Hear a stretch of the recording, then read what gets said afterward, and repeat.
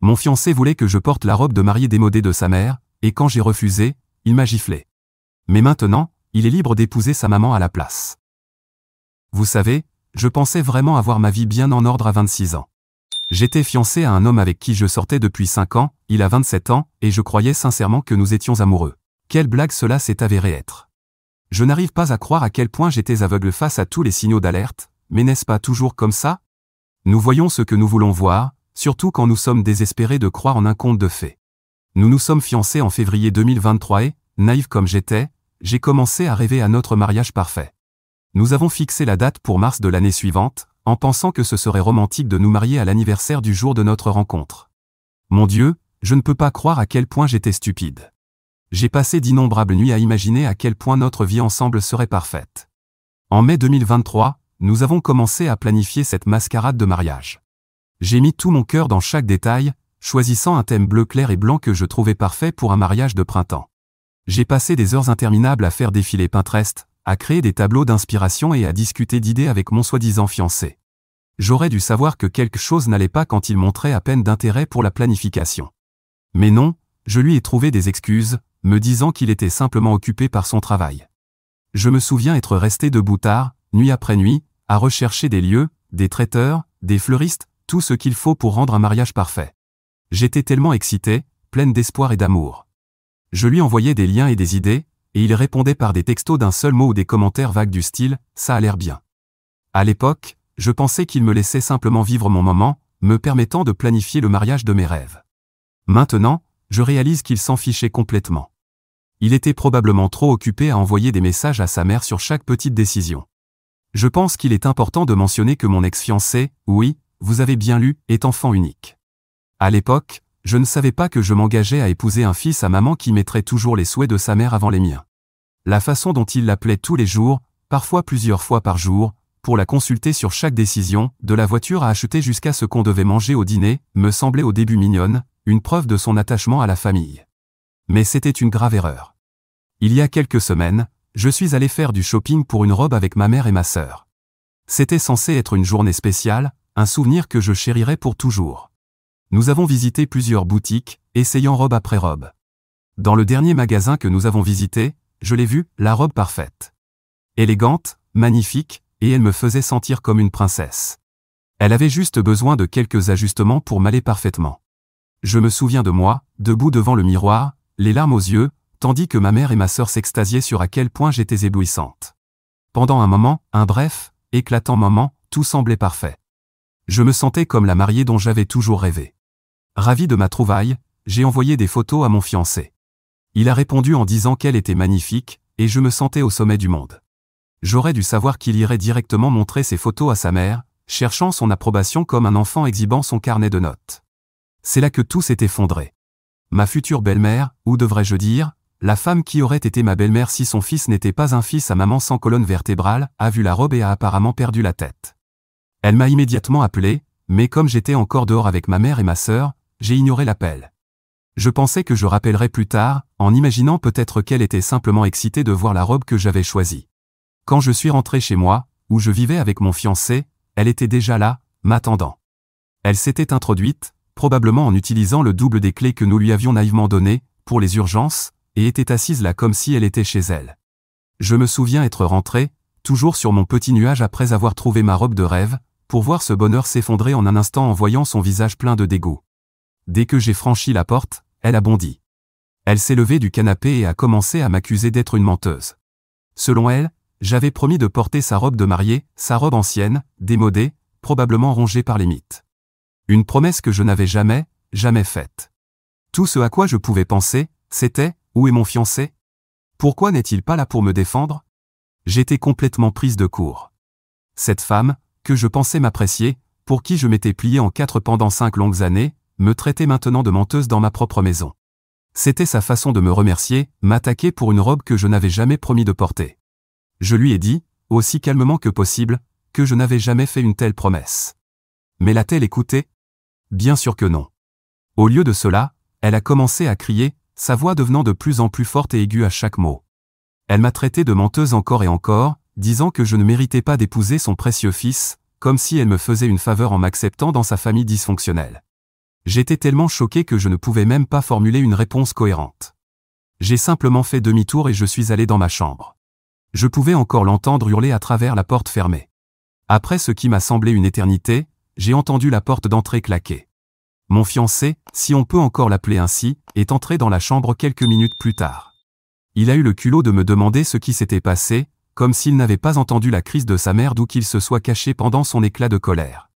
Je me souviens avoir regardé cet homme que je pensais connaître et n'avoir ressenti rien d'autre que de la déception et de la trahison. J'ai expliqué ma version des faits, encore sous le choc de l'agression verbale que je venais de subir. Et savez-vous ce qu'il a fait? Au lieu de me réconforter, au lieu de prendre mon parti, il a commencé à expliquer le point de vue de sa mère. Apparemment, lorsque nous avons commencé à sortir ensemble il y a 5 ans, sa mère m'avait montré sa robe de mariée, et j'aurais soi-disant dit que j'adorerais me marier dedans.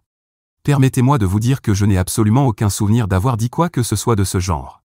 Bien sûr, 5 ans, c'est long, et peut-être que j'ai dit quelque chose de poli lorsque je l'ai rencontré pour la première fois, mais promettre de porter sa robe? Absolument pas. Et en plus, avez-vous vu la mode d'il y a plus de 30 ans? Cette robe appartient probablement à un musée, pas à une mariée moderne. Mais mon fiancé a continué à prendre le parti de sa mère. Il considérait sérieusement l'idée que j'avais fait cette promesse et que je revenais maintenant sur ma parole. Cette nuit-là, je suis allé me coucher en me sentant perdu et seul, même avec mon fiancé qui dormait à côté de moi. Je me suis retourné sans cesse, repassant les événements de la journée dans ma tête, me demandant comment tout avait pu si mal tourner. Je n'arrêtais pas de penser à toutes les fois où j'avais cédé, à toutes les fois où j'avais mis les besoins de sa famille avant les miens, tout cela pour préserver la paix. Et pourquoi être traité ainsi? Le lendemain matin, je me suis réveillé avec une avalanche de messages de ma future belle-mère. Chacun d'entre eux était comme un coup de poignard au cœur. Elle m'a traité de menteuse encore et encore. Elle a dit que je ne méritais pas son fils et qu'il ne devrait pas m'épouser. Je n'ai pas pu m'empêcher de verser quelques larmes. J'ai montré les messages à mon fiancé, espérant que voir les paroles cruelles de sa mère noir sur blanc lui ferait comprendre le genre de personne qu'elle était. Mais non. Ce fils à maman a eu l'audace de dire « Elle est probablement juste blessée parce que tu ne veux pas porter sa robe. » Juste blessée? Vous vous moquez de moi? Elle attaquait vicieusement mon caractère, essayant de manipuler son fils pour qu'il rompe nos fiançailles, et tout ce qu'il trouvait à dire, c'était qu'elle était simplement blessée? Je n'arrivais pas à croire ce que j'entendais. C'est là que j'ai vraiment réalisé. Ce n'était plus seulement une question de robe. C'était une question de respect, de défendre mes droits, d'avoir un partenaire qui me soutiendrait quoi qu'il arrive. Et j'ai compris, avec un nœud dans l'estomac, que je n'avais rien de tout cela. J'avais passé 5 ans de ma vie avec un homme qui donnerait toujours la priorité aux sentiments de sa mère plutôt qu'aux miens, qui ne serait jamais vraiment mon partenaire. J'ai essayé de lui expliquer que c'était notre mariage, pas une seconde chance pour sa mère. Je lui ai dit à quel point il était important pour moi de me sentir belle et à l'aise dans ma propre robe le jour de mon mariage. Mais il ne semblait pas comprendre pourquoi je ne voulais pas porter l'ancienne robe démodée de sa mère. Il répétait des choses comme « ça signifierait tellement pour elle » et « tu ne pourrais pas juste faire ça pour elle ?» Comme si je n'avais pas déjà fait des choses pour elle pendant toute notre relation. Plus nous parlions, ou plutôt, plus j'essayais de parler et plus il minimisait mes sentiments, plus je réalisais l'ampleur du problème. J'ai commencé à repenser à notre relation, voyant toutes les fois où il avait choisi la vie de sa mère plutôt que le mien, toutes les fois où il avait mis ses besoins avant les nôtres.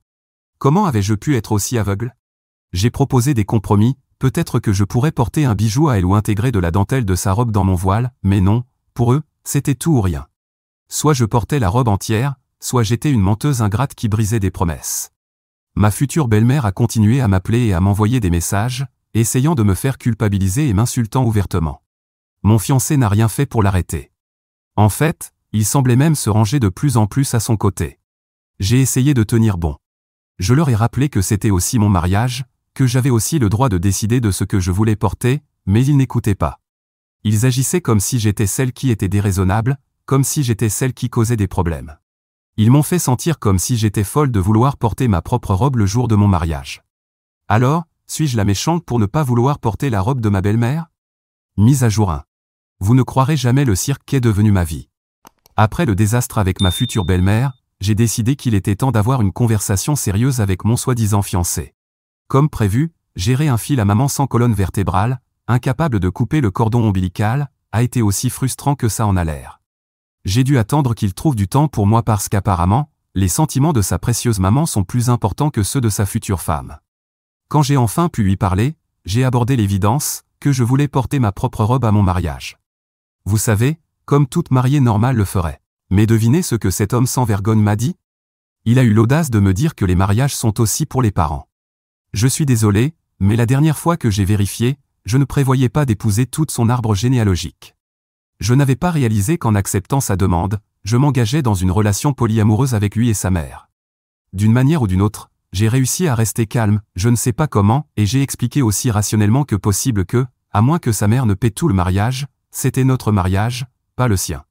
Mais bien sûr, la logique et la raison semblent incapables de pénétrer le brouillard dense du syndrome du fils à maman qui l'entoure. Ensuite, parce qu'apparemment, j'aime souffrir, je lui ai rappelé qu'il avait initialement dit que ma robe était magnifique, vous savez, avant que sa chère maman ne plante ses griffes dans lui et ne lui empoisonne l'esprit contre moi. Et savez-vous ce que ce menteur a avoué? Il a dit qu'il m'avait seulement dit qu'elle était belle parce qu'il pensait que c'est ce que je voulais entendre. En réalité, il pensait qu'elle était laide. Je vous jure, le niveau de manipulation et de tromperie dans cette famille est suffisant pour vous faire perdre la tête. Je n'ai même pas pris la peine de réagir à cela. Pourquoi? Il est clair que l'honnêteté n'est pas une vertu dans cette famille. À la place, j'ai essayé de faire preuve de maturité, encore une fois, et j'ai suggéré de porter autre chose appartenant à sa mère, vous savez, comme compromis. Parce que c'est ce que je fais dans cette relation, compromis, compromis et compromis. Mais non, ce n'était pas suffisant pour son Altesse royale, le fils à maman. Il a immédiatement rejeté l'idée. Selon lui, je devrais me sentir reconnaissante que sa mère m'ait offert sa robe. Reconnaissante. Comme si elle m'accordait un immense honneur en essayant de m'imposer une robe que je déteste. Dois-je aussi m'incliner et lui baiser les pieds? Peut-être lui offrir mon premier-né en guise de tribut? À ce moment-là, je l'avoue, j'ai un peu perdu mon sang-froid. Je lui ai demandé franchement s'il prévoyait de m'épouser moi ou sa mère. C'est une question légitime, non? Vu qu'il semble plus préoccupé par ses sentiments que par les miens. Je veux dire, s'il est si désireux d'épouser sa mère, peut-être devrions-nous annuler le mariage et il pourrait vivre heureux avec elle pour toujours. Je suis sûr qu'il formerait un très beau couple. Eh bien, cela l'a fait exploser, pas le comportement de sa mère, juste ce que j'ai dit. Il a commencé à me crier dessus, disant que je réagissais de manière excessive, que la demande de sa mère n'était pas si grave. Je n'en pouvais plus. Je suis sorti en trombe et j'ai appelé ma mère, la seule personne censée dans tout ce bazar. Je lui ai tout raconté. Au moins, quelqu'un dans ce monde est de mon côté. Elle était choquée, c'est le moins qu'on puisse dire. Elle ne pouvait pas croire comment mon fiancé et sa mère se comportaient. Cela m'a tellement soulagé d'obtenir une validation et de réaliser que je n'étais pas la folle dans cette histoire. Quand je suis redescendu, prête à continuer cette discussion ridicule, devinez quoi? Le lâche était parti. Il s'était enfui chez sa maman, me laissant un texto disant qu'il resterait là-bas jusqu'à ce que je reprenne mes esprits. Eh bien, laissez-moi vous dire une chose, j'ai repris mes esprits. Je reconsidère sérieusement toute cette relation, parce que si épouser cet homme signifie aussi épouser sa mère, alors je n'en veux pas. J'ai signé pour un mari, pas un forfait tout compris avec une belle-mère contrôlante en prime. Mise à jour 2. Tout d'abord, je veux remercier tout le monde pour vos commentaires. Cela signifie plus que vous ne pouvez l'imaginer d'avoir du soutien au milieu de ce cauchemar.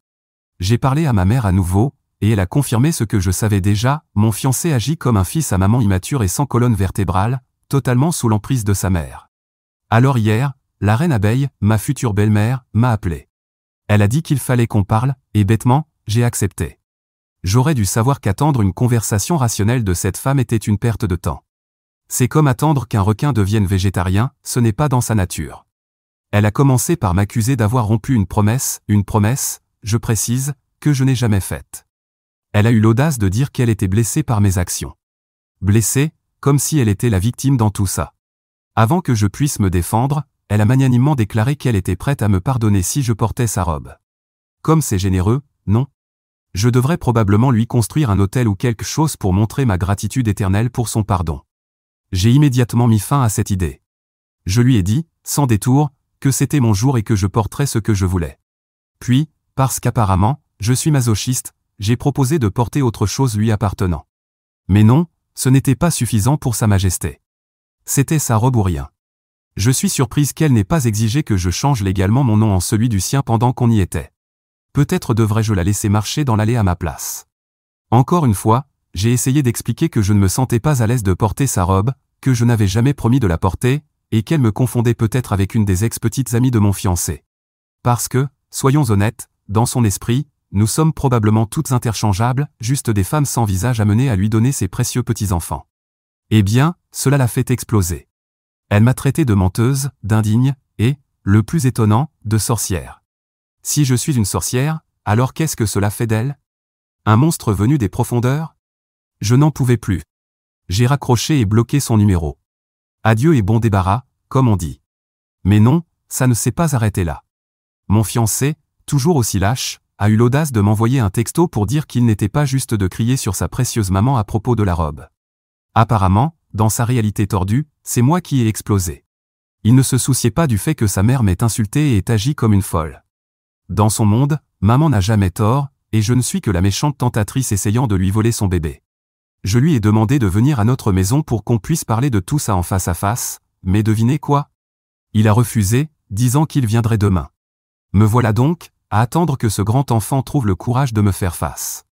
J'ai appelé mes amis, essayant de mettre tout cela en perspective, mais même eux étaient choqués de voir à quelle vitesse tout cela avait dégénéré.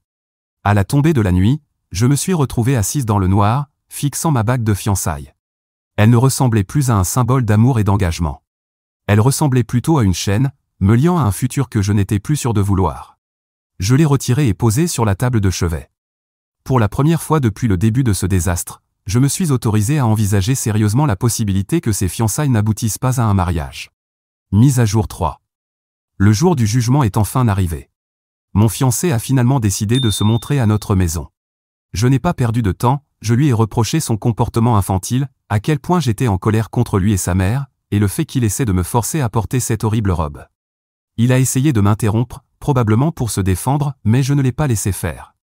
Je l'ai coupé immédiatement et lui ai dit clairement que cette histoire ne concernait plus seulement la robe. Il s'agissait de la manière dont il était prêt à sacrifier notre relation pour un morceau de tissu. Évidemment, cela ne lui a pas plu. Il a eu l'audace de dire qu'il ne faisait que prendre le bon côté, comme si les exigences ridicules de sa mère étaient la position moralement correcte dans toute cette affaire.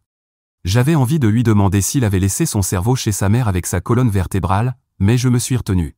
Je lui ai fait remarquer l'évidence, la robe de mariée est une partie importante du mariage, et je n'allais pas porter quelque chose dans lequel je ne me sentais pas à l'aise.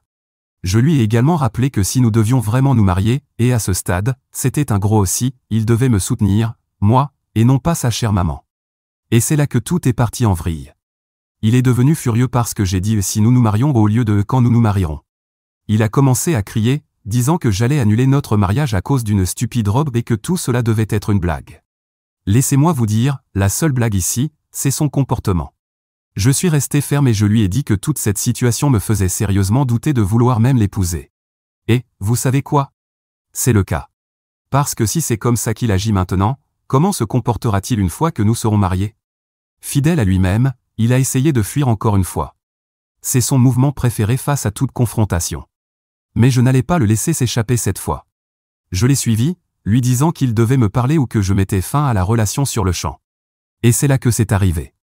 Il s'est retourné et m'a giflé. Il m'a réellement giflé, comme si j'étais un enfant turbulent au lieu de sa fiancée.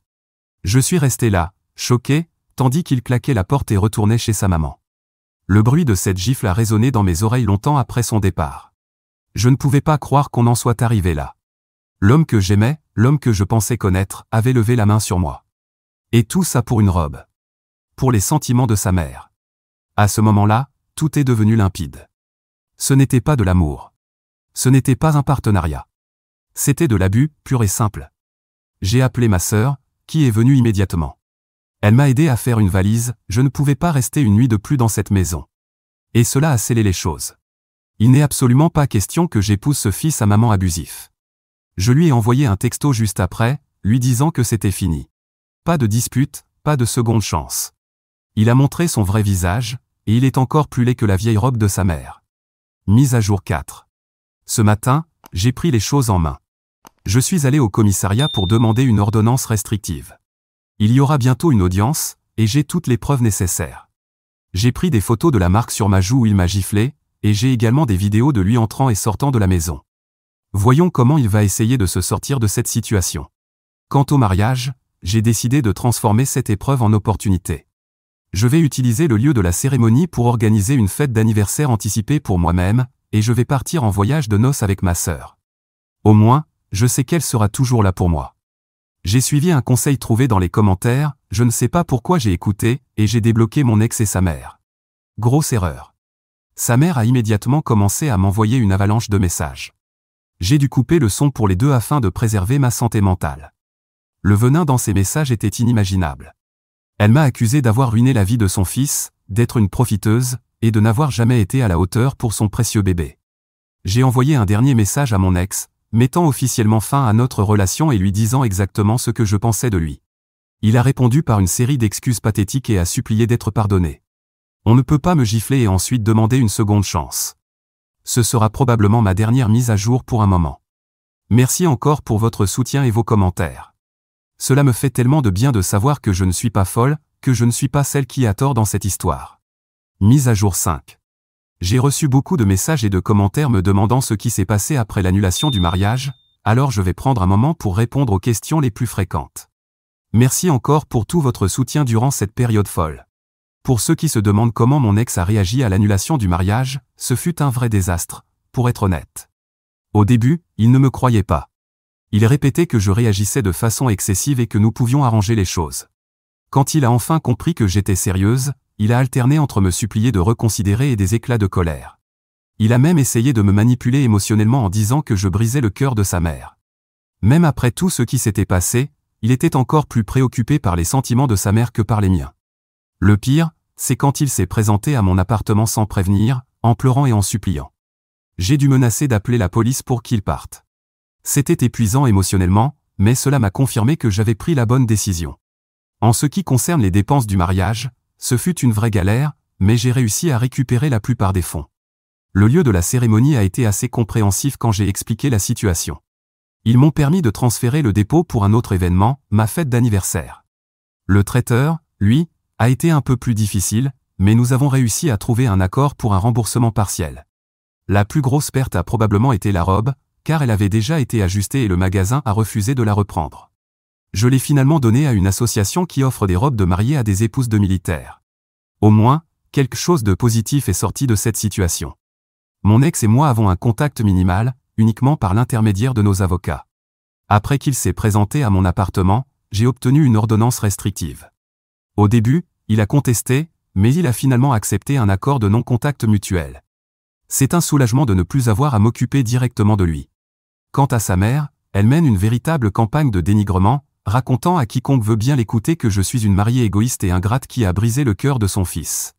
Elle a même contacté certains de mes proches sur les réseaux sociaux, essayant de les convaincre de me faire changer d'avis.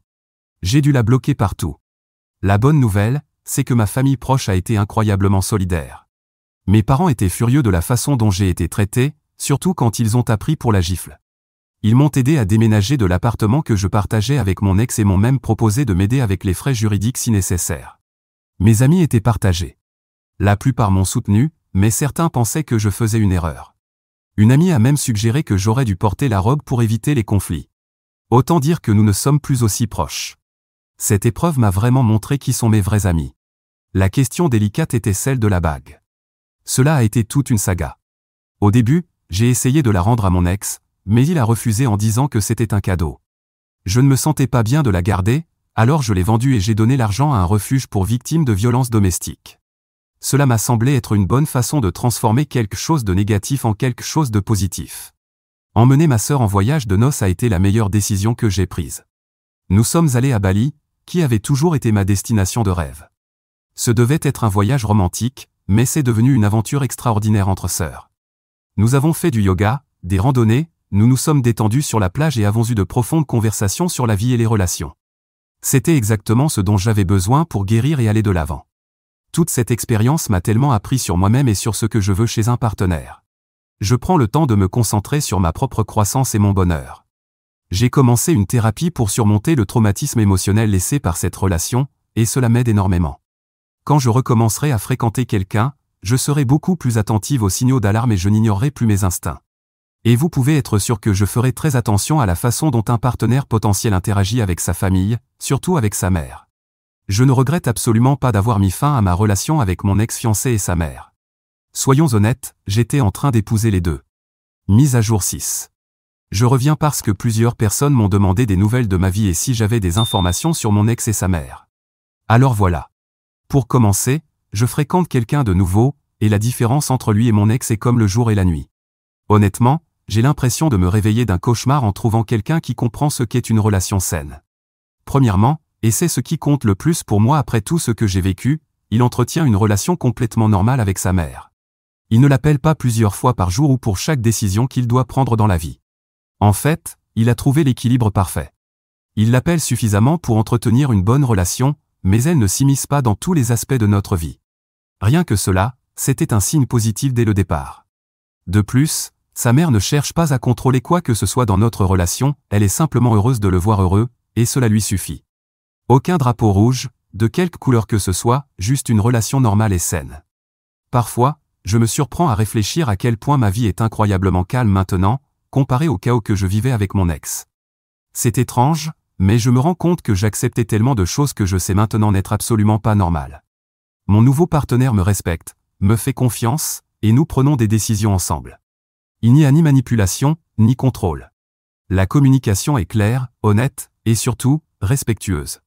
Pour l'instant, nous n'avons pas de projet de mariage, mais si les choses continuent ainsi, je ne serais pas surprise que nous commencions à en parler bientôt. Pour la première fois, je ressens que c'est ce qu'une relation aurait toujours dû être. Quant à mon ex et sa mère, il semble qu'après tout cela, mon ex ait fini par retourner vivre chez elle. Je ne sais pas si c'était ce qu'il voulait ou s'il n'avait pas d'autre choix, mais le fait est qu'il est de nouveau sous l'aile de sa maman. La dernière fois que j'ai entendu parler de lui, sa situation financière n'était pas brillante, en grande partie à cause des problèmes juridiques qu'il a affrontés depuis qu'il a violé l'ordonnance restrictive. D'ailleurs, il y a du nouveau à ce sujet.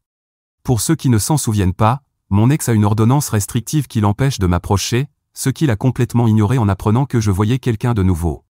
Non seulement il s'est présenté à des endroits où il savait que je serais, mais il a même tenté d'intimider mon nouveau petit ami.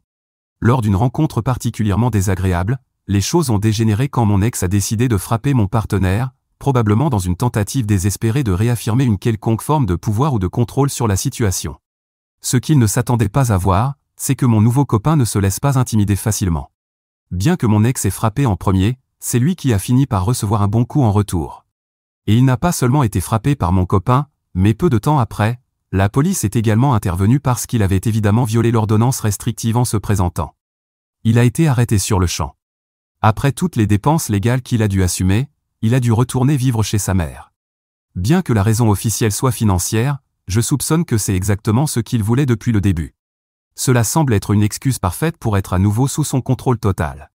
Maintenant, je ne peux qu'imaginer la dynamique perturbante qu'ils doivent avoir, avec sa mère qui micromanage chaque aspect de sa vie, de ce qu'il mange à ce qu'il pense.